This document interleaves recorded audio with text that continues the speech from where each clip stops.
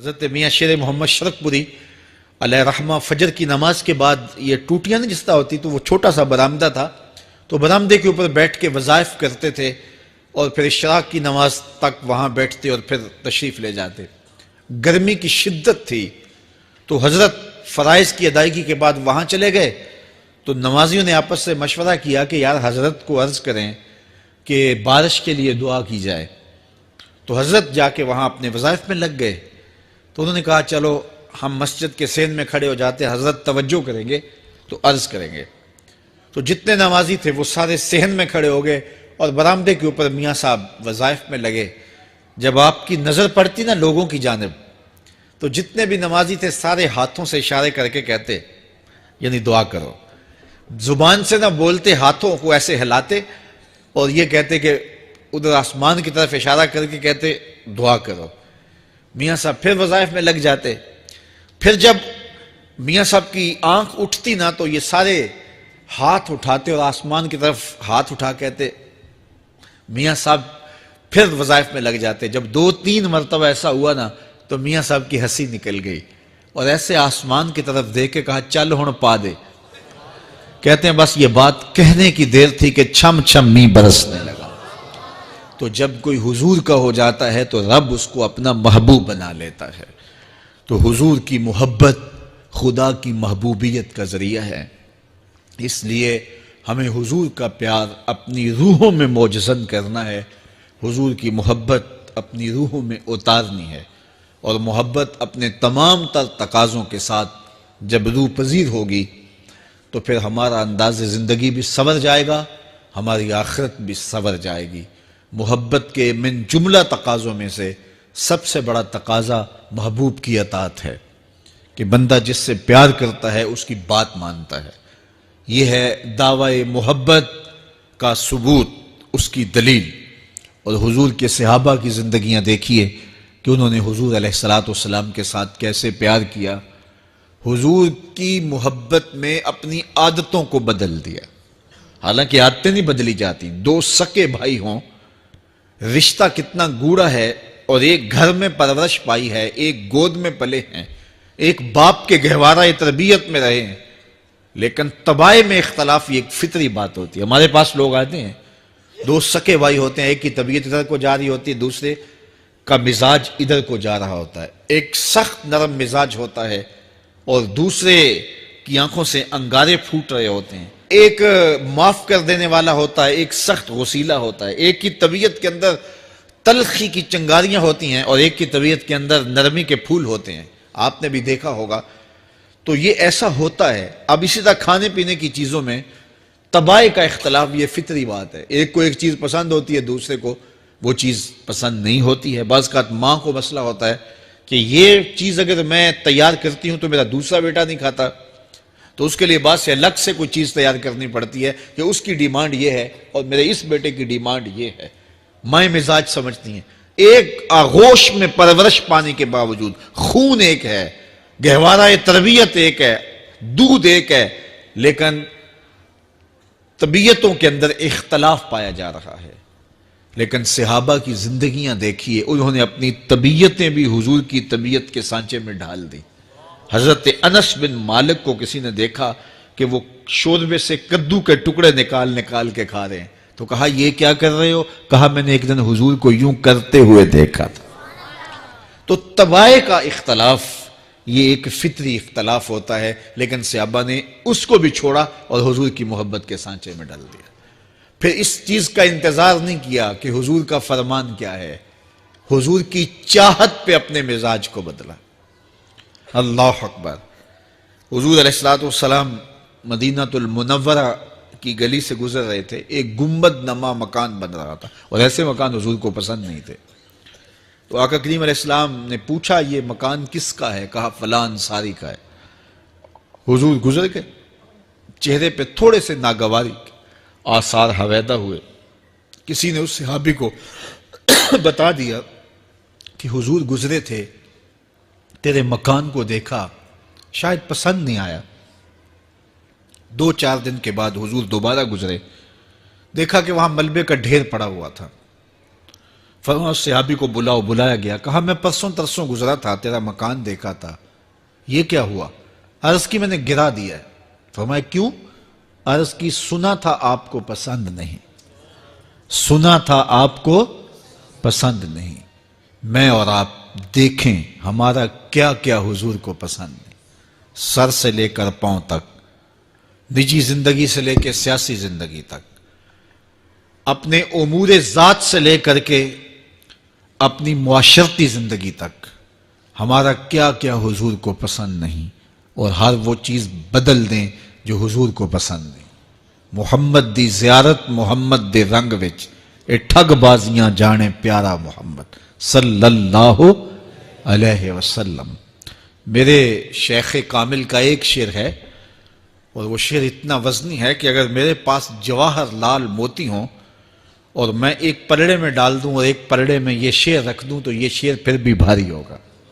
یاری لا تو پاک نبی سنگ، اے پر پوری یاری، پھر درود قبول ہے تیرا لکھ نہ لوں ایک واری۔ 1.25 مرتبہ درود پڑھنا ایک طرف، اور ایک دفعہ حضور کی ذات پہ درود پڑھنا، ان کی محبت کے سانچے میں یوں ڈھل کر کے جو وہ کہتے ہیں وہ میری زندگی کا عمل ہے، یہ اس سے وزنی ہے، یہ اس سے بھاری ہے۔ تو حضور کی محبت، حضور کے ایک صحابی تھے، وہ حضور کو ملنے آئے، اور آئے تھے بحرین سے۔ اچھا، انہوں نے حضور کو سلام کیا تو حضور نے رخ پھیر لیا، ناراضگی کا اظہار کیا، تو وہ سمجھے کہ شاید حضور نے ایسے ہی رخ پھیرا، تو جدھر حضور نے رخ پھیرا وہ ادھر جا کے سلام کرتے ہیں، تو حضور نے پھر رخ پھیر لیا، سمجھ گئے کہ حضور ناراض ہیں۔ اب انہیں سمجھ یہ نہیں آ رہی تھی کہ ناراضگی کا سبب کیا ہے۔ وہ اصحاب رسول سے پوچھنے لگے کہ حضور مجھ سے ناراض لگتے ہیں، آپ میں سے کوئی بتا سکتا ہے کہ حضور کیوں ناراض ہیں؟ اللہ اکبر! آج تو کوئی بڑا باپ ہو، مرشد ہو، استاد ہو، ناراض ہو جائے اور شاگرد کو ناراضگی کی وجہ معلوم نہ ہو تو وہ الٹا ناراض آگے سے ہو جاتا ہے کہ میں نے جرم کیوں کیا ہے کہ استاد کا مزاج بگڑ گیا ہے۔ اللہ اکبر! لیکن ذرا دیکھیے، رنگ دیکھیے محبت کے، وہ صحابہ سے پوچھتا پھرتا ہے کہ حضور مجھ سے ناراض ہیں، مجھے بتائیے کہ کیا سبب ہوا؟ تو انہوں نے کہا کہ یہ تیرے ہاتھ میں جو سونے کی انگوٹھی ہے، اس سے حضور ناراض ہیں، کیونکہ حضور اس کو منع کر چکے ہیں۔ امت کے لیے سونا چاندی حضور نے امت کے مردوں کے لیے منع فرما دیا، صرف 4.5 ماشے سے کچھ کم کی انگوٹھی چاندی کی، اور وہ بھی عدد میں 1 ہو، شریعت نے جائز رکھی ہے۔ اگر 2 ماشے کی 2 ہوں گی تو پھر بھی جائز نہیں۔ عورت کو جائز ہیں 10 انگوٹھیاں پہنے، سونے کی پہنے، چاندی کی پہنے، یہ اس کا زیور ہے۔ مرد کو زیور کی ضرورت نہیں ہے، زینت کی ضرورت نہیں ہے، لہٰذا مرد کے لیے 1 انگوٹھی رکھی گئی ہے، وہ بھی اس لیے کہ اگر وہ کہیں مشکل میں ہو تو اس کو بیچ کر کے 2 وقت کا کھانا لے سکے۔ باقی اس کے لیے انگوٹھی 4.5 ماشے سے کم کا چاندی یا سونا 1 ماشا ہی کیوں نہ ہو، اس کے لیے جائز نہیں ہے۔ تو اس نے سونے کی انگوٹھی پہن رکھی تھی، لیکن اسے حرمت کا پتہ نہیں تھا، تو اس نے کہا کہ حضور مجھ سے کیوں ناراض ہیں؟ تو صحابہ نے کہا شاید یہ اس انگوٹھی کی وجہ سے ناراض ہیں۔ تو اس نے یہ نہیں کہا کہ مجھے تو پتہ ہی نہیں تھا، میرا کیا قصور؟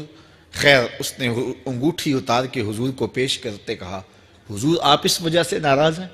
حضور نے انگوٹھی پکڑی اور ایسے پھینک دی، ناراضگی کی وجہ ختم ہو گئی، وہ بیٹھ گیا، بات شروع ہو گئی۔ اللہ اکبر! جب سلسلہ کلام ہوتا رہا، جب مجلس برخاست ہوئی، لوگ اٹھ کے گھروں میں جانے لگے، وہ بھی اٹھا اور الٹے پاؤں سے پیچھے چلا، تو کسی نے اس کو کہا وہ انگوٹھی تو اٹھا لو، سونے کی انگوٹھی ہے، قیمتی ہے، چلو تمہارے لیے پہننا جائز نہیں، تمہاری بیوی کے لیے تو جائز ہے۔ تو اس نے کیا جواب دیا سنیے، اس نے کہا واللہ لا آخذہ وقد طرحہ رسول اللہ صلی اللہ علیہ وسلم، اللہ کی قسم میں اس انگوٹھی کو کبھی بھی نہیں اٹھاؤں گا جس کو میرے حضور نے پھینک دیا ہے۔ تو یہ تھی ان کی محبت، یہ تھا ان کا انداز۔ تو آئیے میں اور آپ حضور سے اگر محبت کرتے ہیں تو حضور علیہ السلام کا طرز زندگی، حضور کا انداز معاشرت اختیار کریں۔ کثرت کے ساتھ مائیں بہنیں بیٹیاں بھی موجود ہیں، وہ بھی اپنی اولادوں کی تربیت اس نہج سے کریں کہ وہ حضور کی سنت، حضور کی سیرت، اور حضور کی اتباع کے سانچے میں ڈھل جائیں۔ زندگی کا مقصد ہی یہی ہے۔ آئے، بڑے ہوئے، جوان ہوئے، بوڑھے ہوئے، چلے گئے، ہم سے پہلے بھی چلے گئے، ہم بھی چلے جائیں گے، بعد میں آنے والے بھی چلے جائیں گے، لیکن حقیقی کامیابی اس کو نصیب ہوئی جس نے اس دنیا پہ آ کے دنیا کی زندگی کے مقصد کو سمجھا۔ ہم آئے کیوں تھے؟ زندگی کس لیے ہمیں دی گئی تھی؟ اکبر الہ آبادی نے کیا ستھری تنقید کی تھی، کیا بتائیں احباب، کیا کارنمایاں کر گئے، بی اے کیا، نوکر ہوئے، پینشن ملی اور مر گئے۔ یہ کوئی کام نہیں ہے، ہماری زندگی کا کوئی مقصد ہے جس لیے ہم انسان ہیں، اشرف المخلوقات ہیں۔ دیکھیے گدھا سارا دن بوجھ اٹھاتا ہے، اللہ اکبر۔ میرے صاحب نے گدھے سے بھی ایک موازنہ کیا ہے کہ سارا دن جو ہے وہ بوجھ اٹھائے اور کام کرے، اور پھر مالک اس کو غذا بھی نہ دے، وہ جا کے روڑیوں سے اور باہر سے جا کے چر کے پھر آ کے کام مالک کا کرے، مالک اس کو دے بھی نہ، اور وہ باہر سے کھا کے آئے اور کام مالک کا کرے۔ تو اگر بندہ ہو کے، انسان ہو کے اگر نہ کرے تو میرے حضور نے ایک لمبی ربائی ہے، اس میں آخر میں لکھتے ہیں، تو چنگا یعقوب یا کھوتا، تینوں شرم نہ آوے۔ کہ اگر وہ ایک گدھا بھی کام کرے، اپنی پیٹھ پہ بوجھ لا دے، اور تو اپنے مالک کے لیے کچھ نہ کرے، اور ساری نعمتیں مالک نے تجھے دی ہیں اور عزتیں اور آبرویں تیرے نام کی ہیں، اور تو اس کا حق ہی ادا نہ کرے، تو پھر کس طرح تیرے سے؟ تو پھر اولئک کل انعام بل ہم اضل، فرمایا تو چوپایا ہے بلکہ چوپایوں سے بھی بدتر ہے۔ تو میں اور آپ اپنے آپ کو انسان ثابت کریں۔ آج موقع ہے، سے ثابت نے اجے حواس تیرے، سے ثابت نے اجے حواس تیرے، کر لے نیکیاں رج کے تو، اڑیا رب رسول کیوں پل بیٹھوں، آ رب رسول ول پج کے تو، آئی موت ایتھے رہسن کم تیرے، آئی موت ایتھے رہسن کم تیرے، نیکیاں کر لے بھج کے تو، کی آکھ سن لوگ یعقوب تینوں، جب ٹر پیوں سر منہ کج کے تو۔ وہ وقت آئے گا جب تنیاں باندھ دی جائیں گی، جب دونوں جانب سے کفن باندھ دیا جائے گا، پھر پردہ ہٹا کے دیکھا جائے گا، پھر بند کر دیا جائے گا۔ وہ لمحے کتنے دردناک ہوں گے، وہ گھڑیاں کتنی دردناک ہوں گی۔ آج مجھے اور آپ کو اللہ نے موقع دیا ہے، تو آج حضور کی سیرت کو اپنانے کا، اپنی روحوں میں اتارنے کا عزم کر کے کہو کہ میں صبح کے مالک کی پناہ مانگتا ہوں ہر اس چیز کے شر سے جو اس نے پیدا کی ہے، اور اندھیری رات کے شر سے جب وہ پھیل جائے، اور ان جانوں کے شر سے جو گنڈے کی گرہوں میں پھونک مارتی ہیں، اور حسد کرنے والے کے شر سے جب وہ حسد کرے۔